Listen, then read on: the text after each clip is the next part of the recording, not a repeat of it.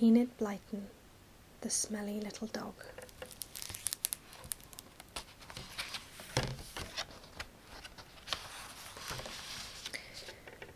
The children rushed down onto the beach with their spades and buckets and boats. Mummy followed with the packets of sandwiches and a big bottle of lemonade. She signalled to the man who hired out deck chairs, and he came hurrying up with one at once. "There," said Mummy, sitting down thankfully, for it was a long walk from their boarding house to the beach. "Now you've got a whole day to play and paddle and swim, children. It's so hot today that you can get as wet as you like. The sun will soon dry you." Joan, Fred and Betsy felt very happy. The things they would do! "Build an enormous castle with a moat round it full of water," said Fred. "And sail my little boat on the waves," said Joan. "And take my teddy paddling with me," said little Betsy. "And have ice creams when the ice cream man comes round," said Mummy, laughing.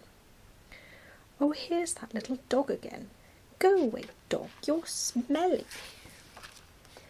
"Mummy, he's quite a nice little dog," said Fred. "I know he looks very dirty, though he does go splashing in the sea quite a lot, and ought to be quite clean by now. And I'm sure his master doesn't give him enough to eat. He's so thin." "Get away from those packets of sandwiches, dog," said Mummy crossly as the dog came sniffing around. "You're always hungry. Why doesn't your master feed you properly?" The deck chair man stood nearby. He chased the little dog away. "Off with you! You don't belong to anyone, do you? You're a nasty little stray." "He's not nasty," said Betsy at once. "He's got a nice face. I like him. I want him to play with me." So the little dog played with them all morning, though Mummy shooed him away as soon as he came near her and the sandwiches. Betsy shared her sandwiches with him when dinner came, and so did Fred and Joan. He seemed very, very hungry, but he was quite polite and didn't snap at all. He seemed to like Betsy best, and she cuddled him to her when she had finished her sandwiches. "Betsy, you are not to cuddle that smelly little dog," said Mummy sharply. "Oh, I know he's friendly enough, but it's only your sandwiches he's after. Push him away. Go home, dog, go home." The little dog ran off and sat down looking very sad. Nobody ever wanted him. He really was dirty and smelly and very thin. He would certainly have gone home if he could, but he hadn't had a home since he was a puppy and had been left behind on the beach by a man who didn't want him. So how could he go home? "Now," said Mummy, when all the biscuits and apples she had brought had been eaten, "you can go and buy a big ice cream each from the ice cream man up on the front, and bars of chocolate from the sweet shop. Take Fred's hands, Betsy." The little dog went with them. He liked these children. They didn't throw stones at him and call him horrid names as some children did. Perhaps he might have a lick at an ice cream. The ice cream man sometimes spilt some as he slapped it between the wafers. When the children came back to the beach, their mother was fast asleep. "What should we do?" asked Fred. "I think I'll go for a swim. Come on, Joni." Betsy looked sad. She couldn't swim like the others. "I shall paddle," she said, "and I shall take my teddy bear too. He told me yesterday that he likes paddling." "Oh, the things that bear says to you," said Joan, laughing. "I shouldn't take him paddling, Betsy. He won't like getting his feet wet."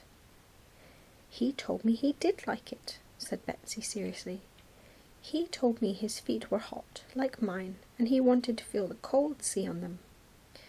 The others laughed and ran into the sea at top speed, plunging into the big waves. They were good swimmers. Betsy stood and watched them. "I can't swim, Teddy, and you can't either," she said. but one day will be big enough. She walked her big bear down the sands to the edge of the waves, talking to him. The sea felt lovely and cool over her toes. She dabbled the bear's toes in too. The little dog came and sat down at the edge of the sea and watched. He was afraid to go too near Betsy and the bear in case they didn't want him. He saw Joan and Fred quite far out, and gave a little bark as if to say, "Be careful now."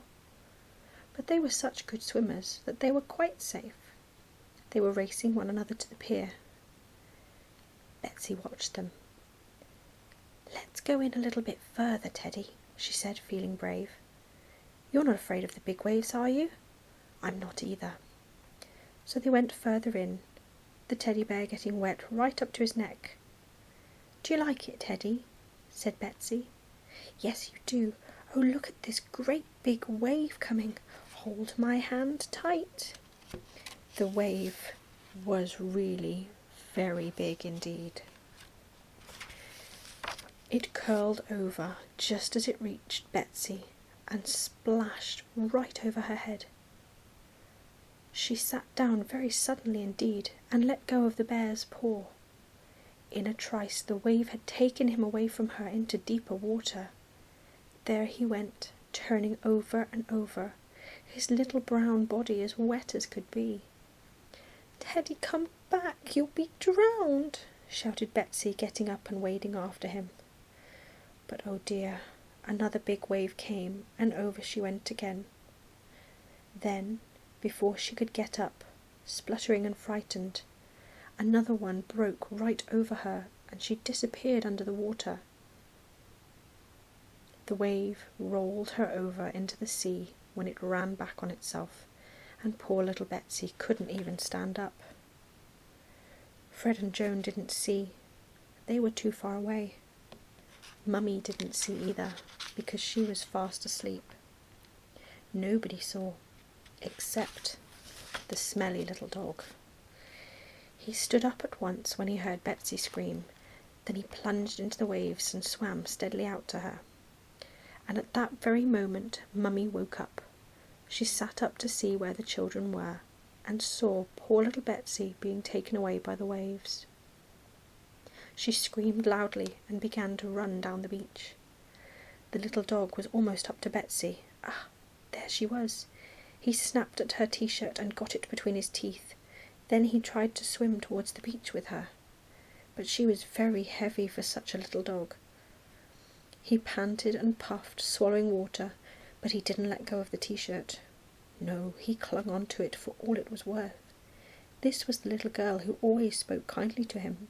She was in trouble, and there wasn't anyone but him to help her.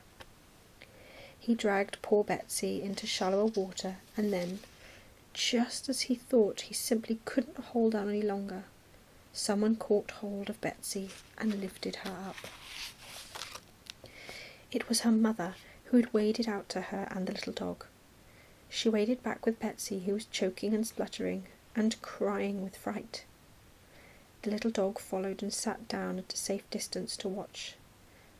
"Darling, you shouldn't have gone out so far," said Mummy, cuddling poor frightened Betsy. "You might have been drowned.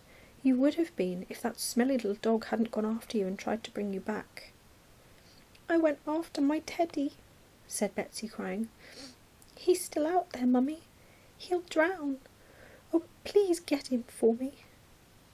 "I can't bother about your Teddy now," said Mummy, hugging her. "I'm only too glad you are safe." But someone bothered about her Teddy, who was now so soaked with water that he was almost sinking. Only his little bare nose could be seen. The little dog caught hold of him and swam back at once. He laid the bear down on the sand beside Betsy, and then, as Fred and Joan came racing out of the water to find out what was happening, he went a little way away and sat down again. He was very, very glad he'd been able to save the bear too, but he was sad to hear Betsy crying. She stopped when she saw her teddy bear beside her. She took him up, soaking wet as he was, and hugged him to her. "That little dog saved you too," she said. "Mummy, isn't he a good little dog?" "Very, very good," said Mummy, hugging Betsy again. "Fred, Joan, Little Betsy was nearly drowned when she took her teddy into the water for a paddle. If it hadn't been for that little dog who raced after her and got her out of the waves, she would have been drowned. Oh, Betsy, to think I was asleep too, and didn't know till it was almost too late." "Oh, you good little dog," said Fred, turning to where the little creature sat, his head on one side, listening. He was very, very wet, but he didn't mind that at all. He was so very glad the little girl he liked was smiling again. "Mummy, I want to hug that little dog," said Betsy. "Come here, dog, come here." He ran up, his tail down, wondering if he was going to be scolded. But no, of course he wasn't. Betsy hugged him, Fred hugged him, and Joan too. And then Mummy patted him and spoke to him kindly. "Little dog, you need a home. Would you like to come and live with us? We have an old kennel that you could have. I shall never, never forget what you did today. Never. You are the best little dog in the whole world." Well, the little dog couldn't believe his ears. He licked Mummy. He pranced round, and his tail wagged so fast that it could hardly be seen. Then he went down and laid beside Betsy, his head on her knee, as if to say, "I'm your dog. I belong to you." Betsy understood, of course. "Yes, you are my dog," she said. "I'll certainly share you with the others, but you belong to me, and I'm going to call you Splash, because you splashed into the water to save me." And that was how Splash came to live with a little family of his own. You wouldn't know him now. He's spotlessly clean, gleaming brown and white. His tail is always up, and he is quite plump. I know all about him because one day I heard Betsy shouting, "Splash! Splash!" when she called him to her. I asked her why he had such a strange name, and when she told me, I thought I really must tell you. And that is how this story came to be written. The end.